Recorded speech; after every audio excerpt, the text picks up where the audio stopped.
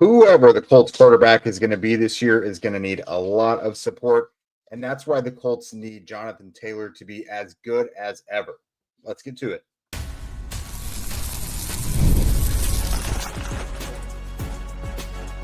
You are Locked On Colts, your daily Indianapolis Colts podcast.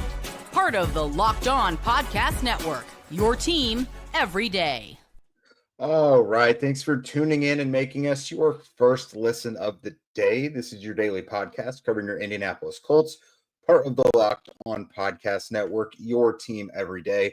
What is up, everybody? This is Jake Arthur of HorseshoeHuddle.com, your resident credentialed media member for the site.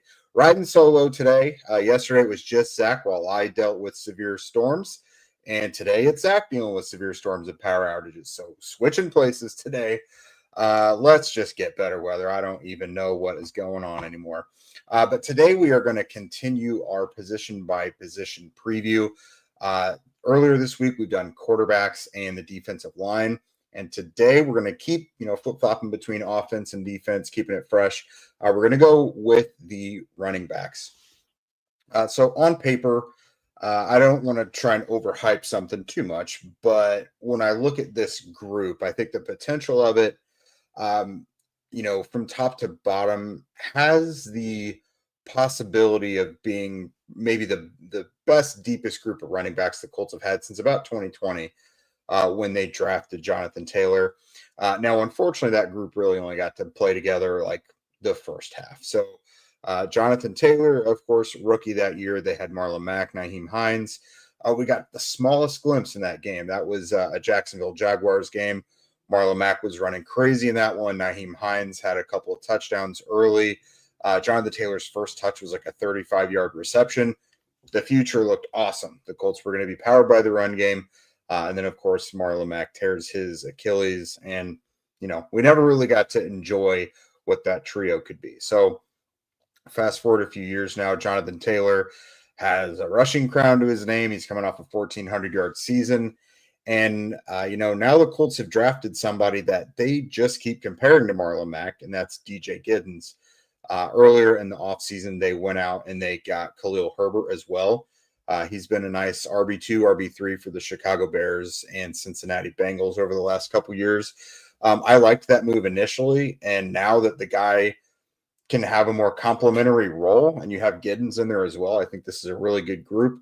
And that's not even including, Salvon Ahmed, Tyler Goodson, who's been in the league a couple years and is an all right pass catcher.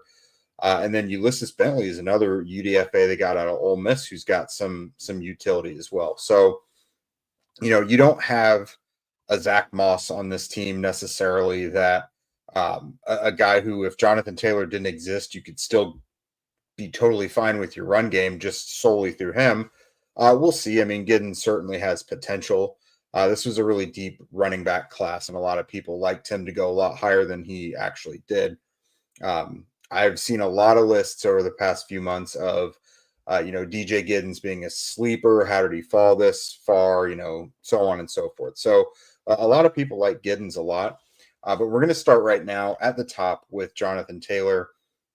We're at a kind of an interesting point in Taylor's career here. So we have seen him display some absolute dominance. 2021 was one of the best seasons a Colts running back has ever had, led the league with over 1,800 rushing yards, had over 2,000 yards from scrimmage, over 20 touchdowns. Dealt with a lot of injuries, especially with the ankle. He had the thumb as well in the couple years in between then. And then last year he missed a few games still, but had over 1,400 yards, finished in the top 5. So the most recently that we have seen Taylor, he looked really, really good, really effective. Earlier in his career, he was kind of reliant on the explosiveness, the power, the ability to hit the home run. I think in these last couple of years, we have seen Taylor's patience and his vision really show up. And I think that's one reason the running back kind of falls off a cliff at 29, 30 years old is, they're not guys who really have that patience or that vision. Taylor, he's not old. I mean, I think he's 26 right now, going to be 27 heading into next offseason. But that's certainly something he has developed a lot more of. And I think a big part of that is he's played with a lot of the same offensive linemen over several years. I mean, Quentin Nelson's been his left guard his entire career. Ryan Kelly was his center. He had Will Fries for a couple years. He's had Braden Smith his entire career. Bernard Ryman for a few years now. So I do think, welcoming in a couple new offensive linemen, Tanner Bortolini and Matt Gonzalez, he has run behind them before, so he knows them a little bit. But I do think at the same time, we're going to see maybe at the beginning of the season, it's a little slower until Taylor really learns those guys full time. And I do think whenever we've seen any sort of large changes on the line or anything, it does take Taylor a minute to reacclimate. But I as long as he stays healthy, I can totally see another 1,500 yard season. Again, last year he did it while missing 3 games. So with the quarterback situation being what it is, whether it's Anthony Richardson, whether it's Daniel Jones, neither of those guys really is going to be one that you're going to trust them to pass it 35, 40 times a game and carry your offense through the pass. Like, this is going to have to be a very run-centric offense. You're probably dealing with 20 to 25 passes a game and 30, 35 carries a game. I would certainly imagine that it should be skewed more towards the run. Now, of course, there's going to be some games where you just can't do that. You're playing from behind. You can't run. We've certainly seen that Shane Steichen will abandon the run at times when maybe we don't all feel that he will. But yeah, Jonathan Taylor, for what it's worth, obviously going to be the starter. And even though the Colts do have more complementary pieces, I do think that we're going to see Taylor get the lion's share of the work. Last year, it was Trey Sermon and Tyler Goodson behind him. There was no Zach Moss coming through that door. So he did play 82% of the offensive snaps in the games that he played, which is just a dominant clip. If you see a couple games in a row of a guy getting like 90%, you're like, what is going on? So the Colts really only had confidence in Jonathan Taylor for the most part, which was interesting because there were some key moments during the season. You look at like Green Bay in week 2. He was rolling in that second half, and then they took him off the field in the fourth quarter. There's just been times where you take him off the field and it's noticeable. I do think they're better set up to do that this year, but I think he still is going to get the vast majority of the looks. And I think you've got to give him some complimentary help as well, just to ease the wear and tear. Because now, I mentioned the injuries earlier. He does miss an average of 3.5 games per season. Had been really healthy up until 2022 when those ankle issues started to happen. When he came back and got the contract, last year, 2023, came back and then had a thumb injury. But the guy's going to be productive as long as he's healthy. I'm pretty pumped to see. I mean, it's not always the most exciting thing, but a run-centric offense with a lead running back that's actually explosive and really, really good at what they do. I think that could be exciting, just as exciting as an explosive passing offense could be. That kind of leads me to my next point. I'm someone who I have to scour the internet every day over at Horseshoe Huddle, looking for ideas of what we need to tackle. And when it comes to lists and like who are the best running backs, what are the best running back groups and rushing attacks in the league, I find that Taylor does not get the same love as some other guys around the league. And I've kind of found that at this point, he is, I think, a bit underrated nationally. I think he still makes the top 10 lists and everything. But, if you talk to some people around the league that really know football, like, he should have a stronghold among the top 5. He actually, among all NFL running backs right now, he is the active leader in rushing yards per game at 89.7. That's more than Derrick Henry, Kamara, Christian McCaffrey. That's more than everybody. And he's actually 5th all time. It's like Barry Sanders and Jim Brown and Eric Dickerson. And I think Terrell Davis was the other one. So Jonathan Taylor has historically been incredibly productive. And again, I'm glad the last time we saw him there in week 18 was a super productive game there against the Jaguars, because now there's not much mystery about, is he slowing down? Is he wearing down? Anything like that. He looked like Jonathan Taylor the last we saw him, with better, maybe not as explosive as before, but with better vision and patience before. And a guy who's got a good relationship with his blockers and understands where things understands where things are going to develop. So obviously no mystery about who your starting running back is going to be. Coming up, though, I think there's plenty of intrigue about who's going to be RB2. Is it DJ Giddens or is it Khalil Herbert? You guys ever check your bank account and wonder, where did all of my money go? It happens to me all the time. It seems like payday hits, and then a weekend happens, and in a blink of an eye, you got no money left. Between dining out, online shopping, and entertainment, it's easy to lose track of where it all goes. But that's where Monarch Money comes in. It's your personal CFO giving you full visibility and control over your finances. Monarch Money isn't just a budgeting app either. It's a complete financial command center. You can track all of your accounts, investments, and spending all in one place so that you stop just managing your money and treading water.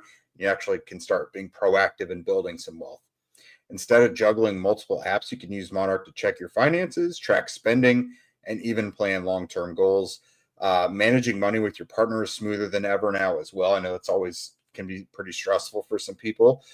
You could track shared and personal accounts, set goals, and stay on the same page without all the stress. So take control of your finances with Monarch Money. Use code LOCKEDONNFL at monarchmoney.com for 50% off of your first year. That's monarchmoney.com, code LOCKEDONNFL for half off of your first year. All right, let's talk backups and RB2. This is, I think, one of the more exciting training camp battles that we're going to be seeing coming up here over at Grand Park. I love the fact the Colts are going to have multiple joint practices starting in the first week with the Ravens, with the Packers. They're not going to have it with the Bengals. I don't know why. I don't think I've ever seen a team do all three preseason opponents with joint practices. So that is what it is. But I do think it definitely helps put your roster in a better light, and you can better evaluate who should be where. So let's first start with DJ Giddens. The Colts drafted him in the 5th round out of Kansas State. A super productive player, over 3,000 yards from scrimmage and 21 touchdowns over his last 2 years at Kansas State. So super productive guy. Has been known to be able to catch the ball in college, which is obviously great because the Colts, I mean, they had Tyler Goodson, but like he was kind of limited as a player a bit. Like he only got out on the field a handful of times. And that's even over Trey Sermon, who the Colts kept trying to make that happen, but Goodson wasn't really, I guess, showing them enough to become that RB2. I certainly think Giddens has that ability. He's a bigger guy, around 6 foot, 200-ish. He reminds the Colts a lot about Marlon Mack.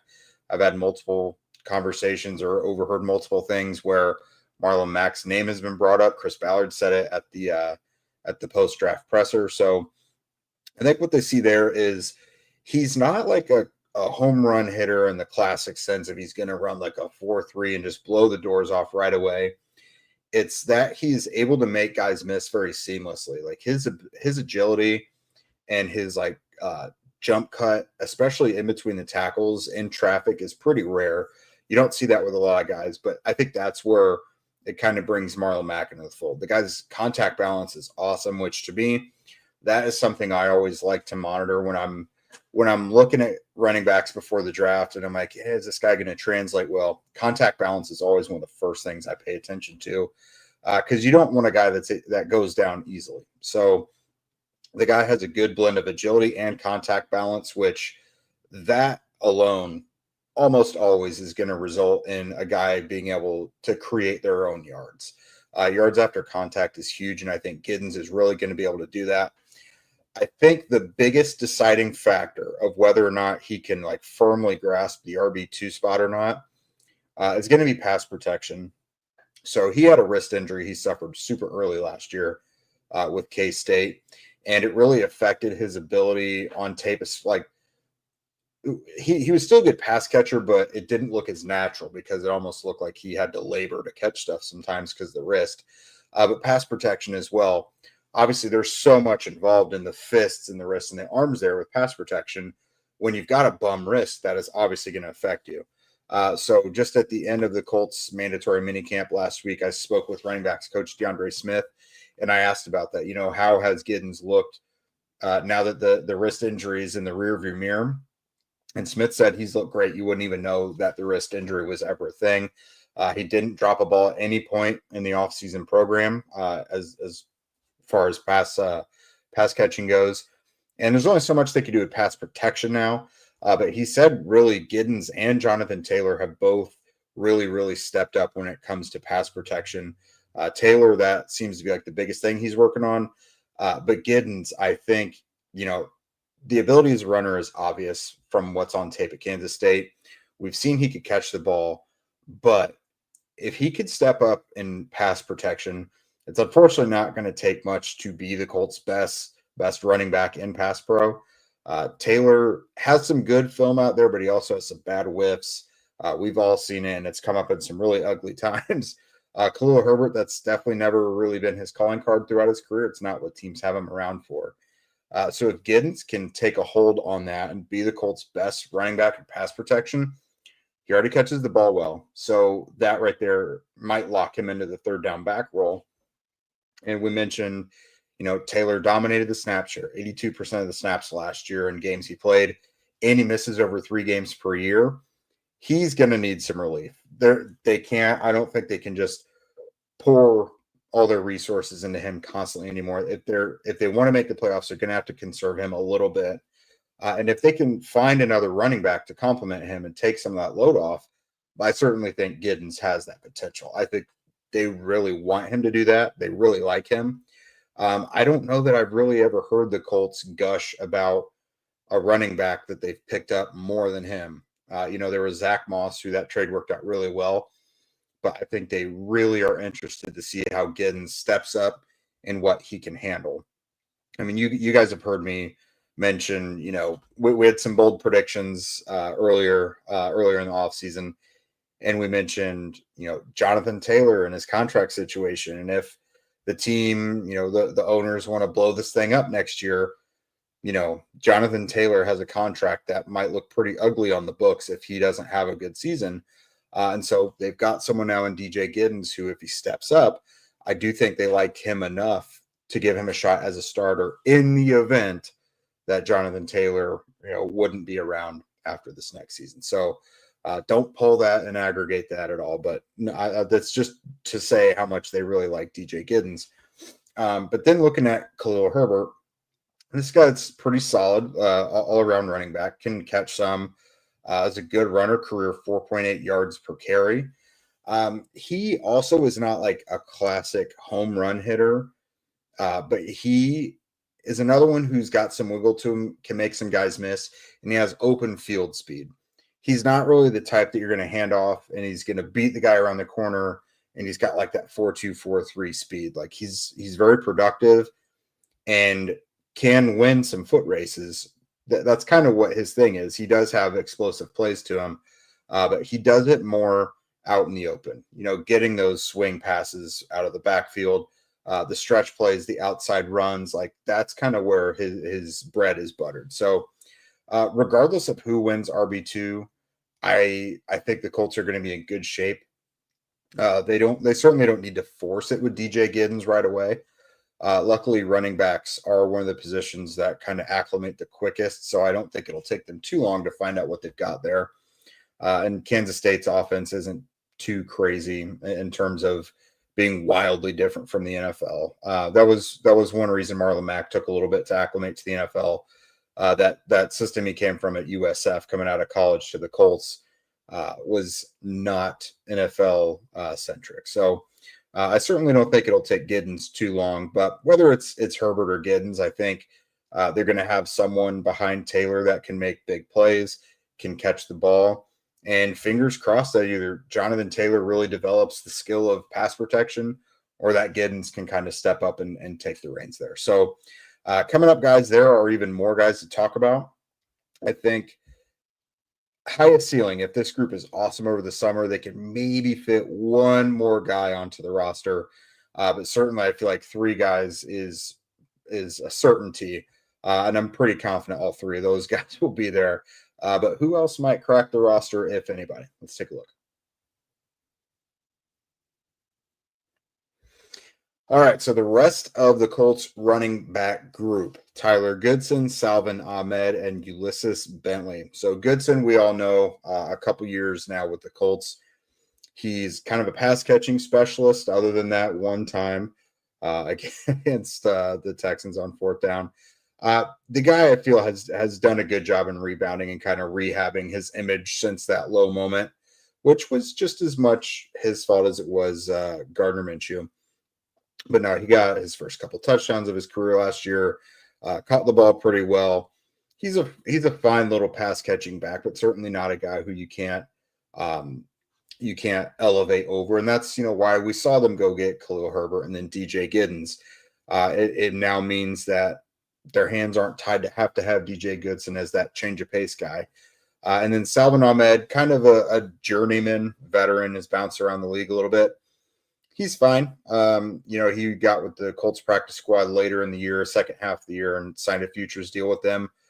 I think he just kind of feels like veteran insurance. If things go wrong ahead of them, if there's injuries, they at least have a guy there that, has been there and done that and has he's seen plenty of NFL action.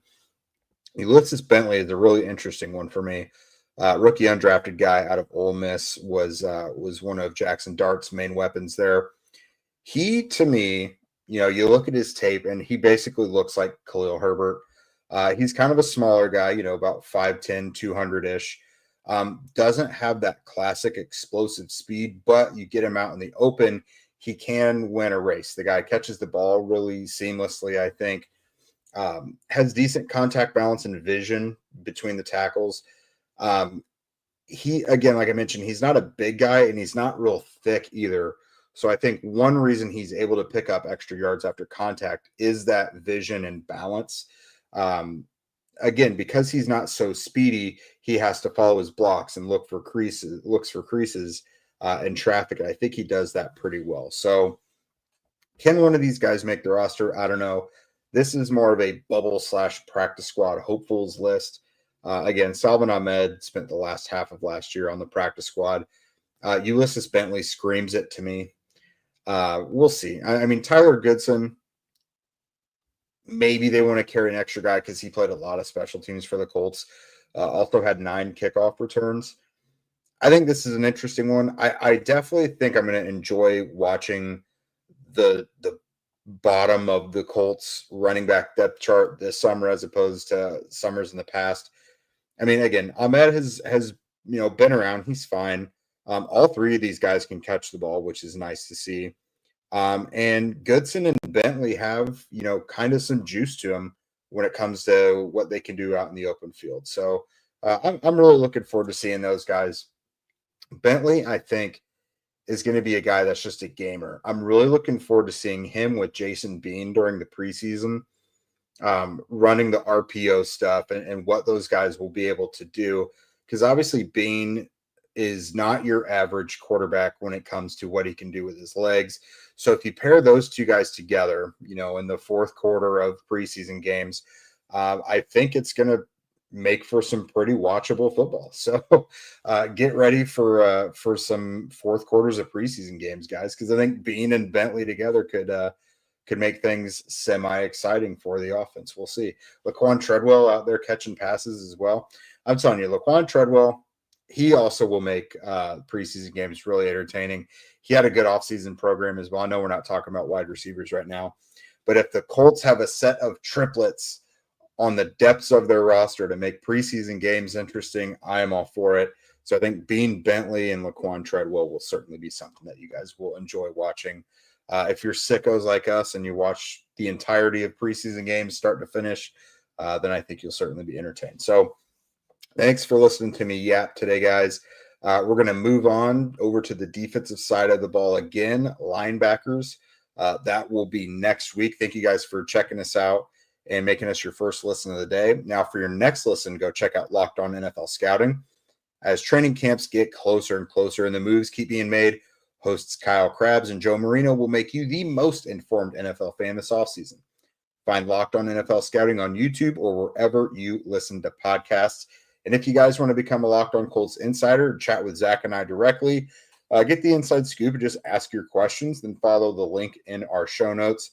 If you don't already, follow at Locked On Colts, at Jake Arthur NFL, and at Zach Hicks 2 on Twitter. We are on TikTok and Instagram as well. Also, please be sure to subscribe here on YouTube or wherever you listen to podcasts.